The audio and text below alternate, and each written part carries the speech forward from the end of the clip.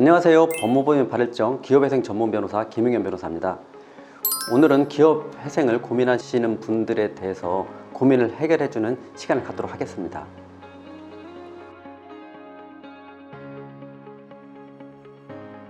안녕하세요. 제조업을 하고 있는 50대 사업가입니다. 최근 코로나 사태가 지속되며 경영 지속에 어려운 상황입니다. 기업 회생을 고려 중에 있는데 현재 경영난으로 인하여 직원들의 임금 문제를 해결해 줄 수 없는 상황이 있습니다. 이 경우에는 형사고소를 당할 수도 있다고 하더라고요. 형사고소를 당할 경우에는 기업 회생이 인가 결정에 차질이 있을까요? 저희들이 일을 해보면요, 그 회생 파산 신청을 하면 채권자들이 분노하지 않겠습니까? 그래서 어떻게든지 형사 고소를 하려고 찾는 경우도 많고 저희들한테 형사 고소 자문 의뢰하는 경우도 많습니다. 그리고 실제 회생 파산 신청서를 접수하면 채권자들이 집단으로 모여서 고소하는 경우도 있고요.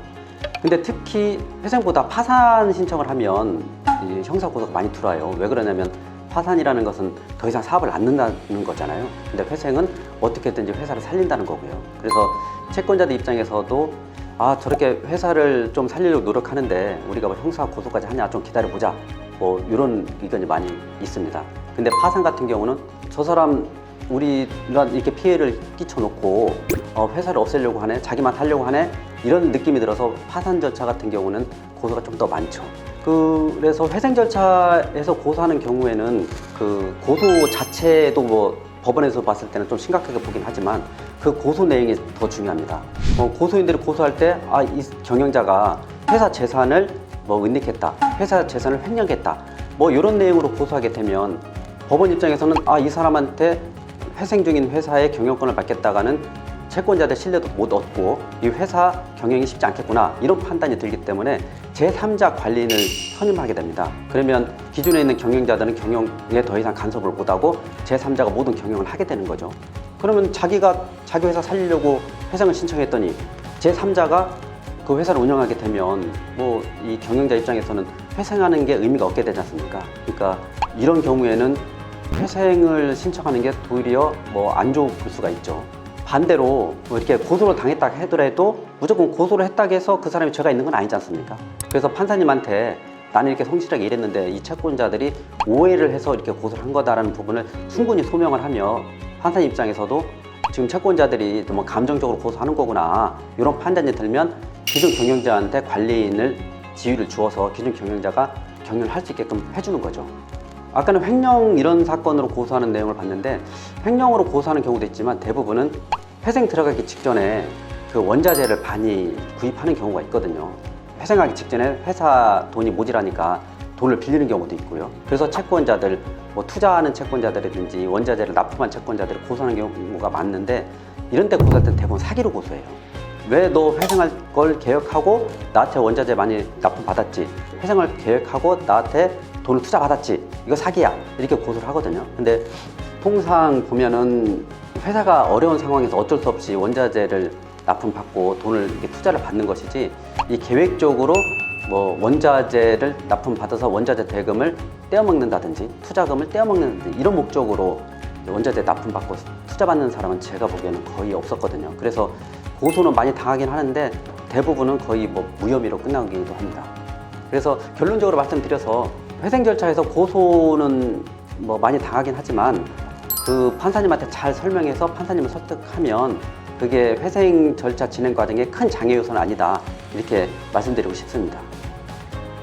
안녕하세요. 건설업을 운영 중인 60대 사업가입니다. 공사 대금이 지연되고 있어 경영 지속에 어려움을 겪고 있는 상황입니다. 기업 회생을 희망하지만 운전 자금이 바닥나 거의 없는지라 과연 이러한 상황에도 기업 회생을 진행할 수 있는지 궁금합니다.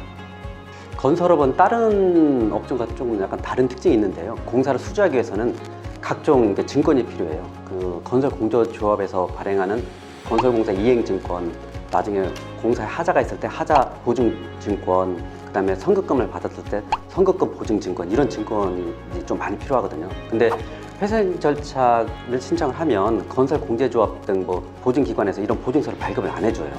그러면 보증서를 발급을 못 받으면 어디 입찰에 참여할 수도 없고 공사를 수주하기 상당히 어렵거든요. 그래서 보증서를 필요하지 않는 이런 민간 공사 위주로 공사를 수주를 해서 뭐 영업을 할 수밖에 없는데 그게 상당히 쉽진 않고 어렵고 대표님들의 이런 인적 네트워크에 의지할 수밖에 없으니까 조금 어려운 특징이 있죠. 그리고 회생이라는 것은 기존 법원에서는 기존 부채를 동결시켜 주는 거지 새로운 뭐 돈까지 투자하는 건 아니거든요. 그래서 보증서가 필요 없는 매출처를 충분히 발굴할 수 있는 뭐 자신감 있다, 능력 있다 이런 판단이 서면 회생 절차를 진행하시는 게 뭐 좋을 것 같습니다. 근데 그런 판단이 안 든다. 아, 내가 하는 사업은 보증서가 꼭 필요한 건설 분야다 하면은 회생 절차로는 상당히 좀 어렵지 않을까 이런 생각입니다. 안녕하세요. 기업 회생을 진행 중에 있는 유통업주입니다. 현재 채권자로부터 채무에 대한 압박을 받고 있는 상황인데요. 기업 회생 신청을 하면 채권자의 압박으로서부터 벗어날 수 있나요?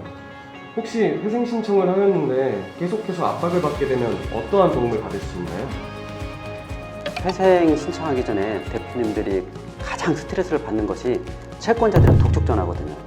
뭐 대표님들이 이 업종에 한 30-40년 영위를 하면서 각종 신뢰관계가 쌓이고 그 신뢰관계 바탕 속에서 영업을 계속 해왔는데 이렇게 빚을 못 갚게 되면 그 독촉자가 엄청 많이 오고 이 독촉자 전화 때문에 극단적인 선택을 할 지경이라고 하거든요.